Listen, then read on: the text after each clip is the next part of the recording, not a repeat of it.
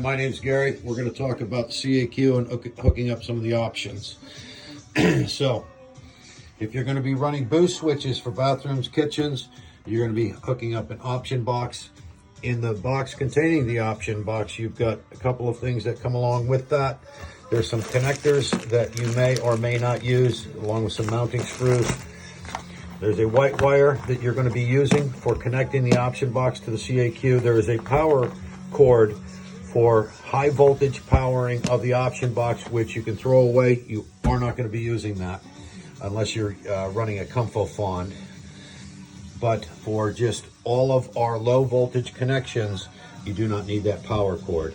So taking the 4-wire color-coded wire that comes with the option box, you've got two options on the top of the option box. Once you remove the cover, two 4-port color-coded connections. You'll run that wire to the face of the Q, pull off the cover. On the top of the Q, you have two 4-port connections that are color-coded on the face of the Q, and you will run that wire to the option box, which will then power the option box. If you're running boost switches now, you'll take, I just got an 18 gauge 2-wire, ran in parallel and wired into the boost switch connection port on the board. On the flip side of the cover from the option box, it's got the schematic of the board, and highlighted in yellow here is where the boost switches are wired into.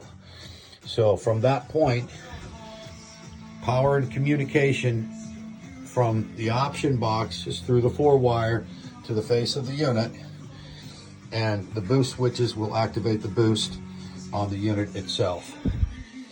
If we're going to add any other components, we've got the ComfoSense C67 controller, and we've got a Comfo switch.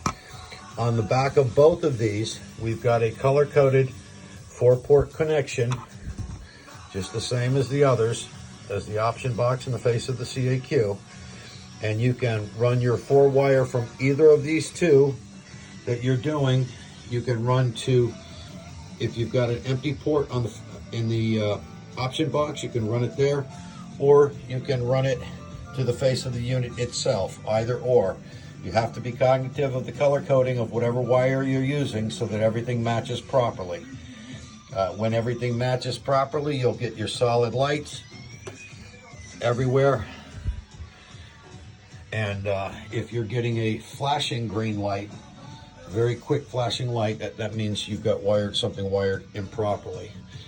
Again, so your boost switches, hit a boost switch, it's gonna kick into high. It's on a timed period. If you're running a Lan-C Comfo Connect connection for the app, again, it's a 4-wire. Same thing on the side of that unit. There's two 4-port connections, color-coded connections. So right now I've got this wire directly back to the option box.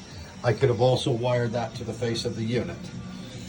And then the secondary wire on the Lan-C connection is you have to be hardwired to your router. So I ran a Cat5 line straight over to the router, and I'm connected up through the internet there, and that activates my app. And that's it. It's fairly simple, and the biggest thing is just to follow your color coding as you hook up your 4-wire, and you'll get that flashing lights if things are hooked up wrong. Cheers.